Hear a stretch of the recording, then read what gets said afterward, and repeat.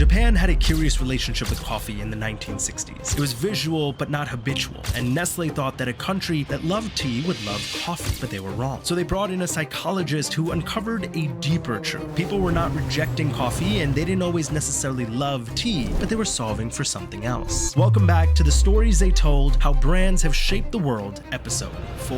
The psychologist believed that every taste lives inside a code, a memory that shaped earlier in life. And for Japanese consumers, tea was a childhood habit. It was an excuse to sit down with family and friends. Coffee had no emotional hook in their past. There was no smell in the kitchen, nor was there any taste or memory tied to family. So Nestlé decided to go backwards. Now, instead of starting with coffee, they began to flood the market with coffee-flavored candy, like KitKat. Within a single generation, Japan became one of the strongest coffee markets in the world, with vending machines, convenience stores, canned coffees, at-home brews. I mean, all of these were thriving. Now, coffee didn't arrive in Japan through persuasion. Instead, they brought it over with familiarity, which they seeded years earlier with something as simple as candy. This playbook, we ended up knowing it as flavor bridging, but the lesson was pretty clear. If you want to change a habit, you start by shaping the memory that's behind it. I'm Chirag, the brand historian, and in our next story, we're going to learn how 4 words change the rules of romance for an entire generation.